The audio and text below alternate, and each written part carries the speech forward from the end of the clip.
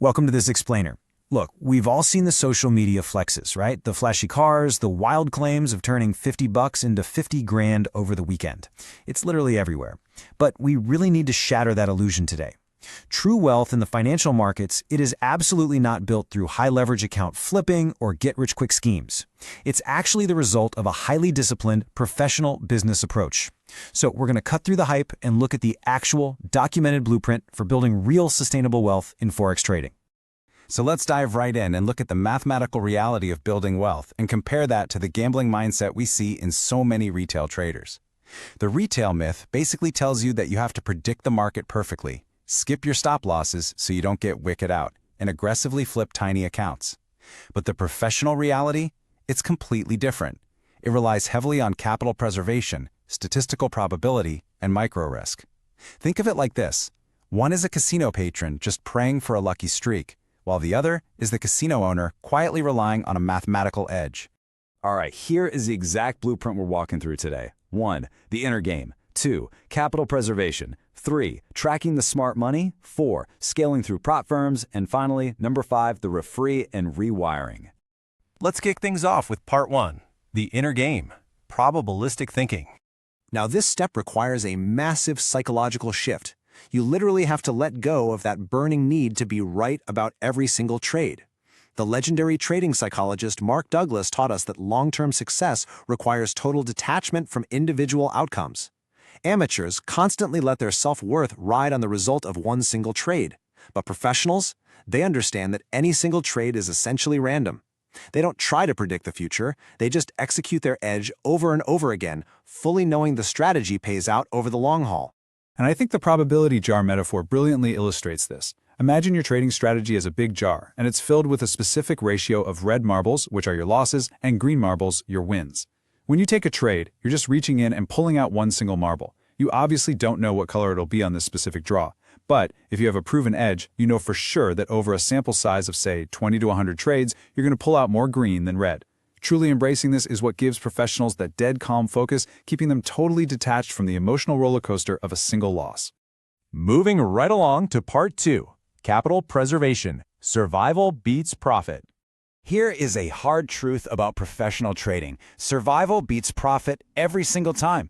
I mean, you literally can't build wealth if you don't have the capital to stay in the game, right? And that brings us to the seatbelt principle. So many retail traders actually remove their stop losses because they're terrified of taking a small hit, just hoping the trade will reverse. But skipping your stop loss is, hands down, the quickest way to blow up your account. Think about it. You don't wear a seatbelt because you plan on crashing your car. You wear it so that if a crash does happen, you survive to drive again tomorrow.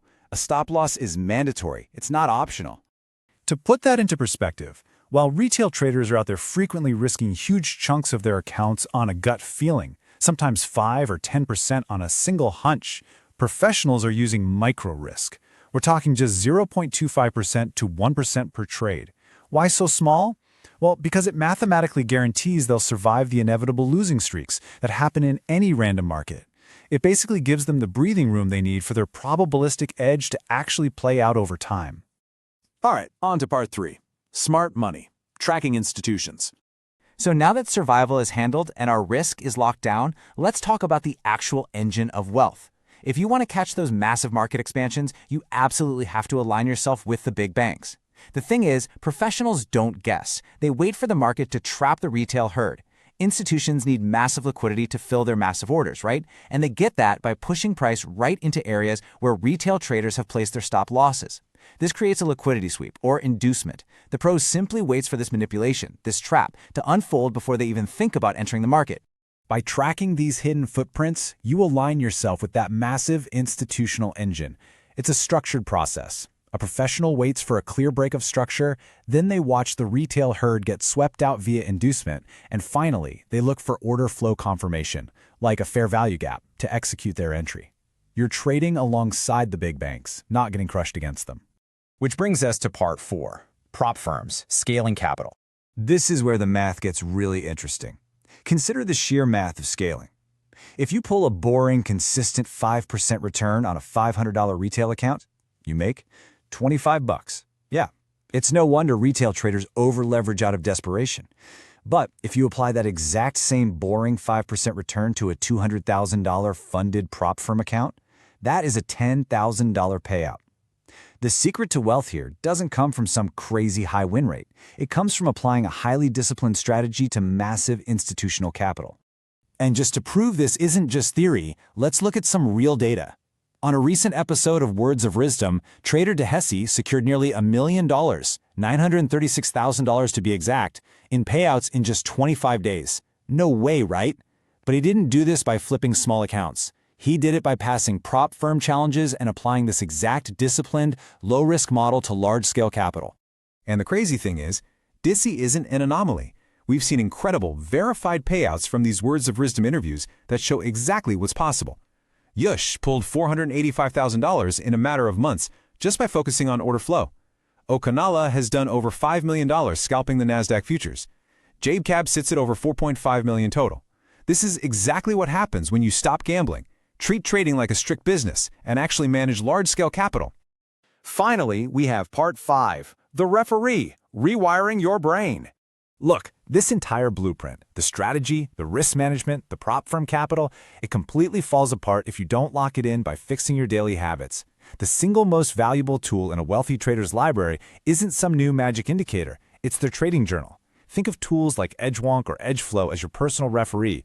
And the referee does not care about your feelings. It exposes your true psychological leaks. It shows you exactly where you're revenge trading, and it highlights your true A-plus setup so you can cut the garbage and focus purely on what mathematically works.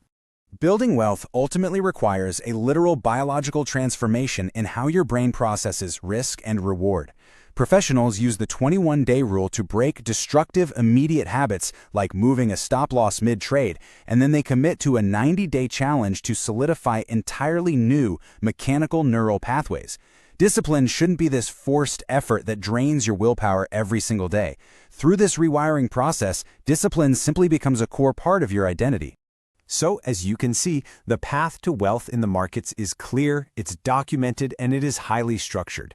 It really isn't about being the smartest person in the room, it's about being the most disciplined. So, I'll leave you with this to chew on before you take your very next trade. Are you going to continue operating like a casino patron, just hoping for a lucky break, or are you ready to rewire your brain, put in the work, and finally become the casino owner?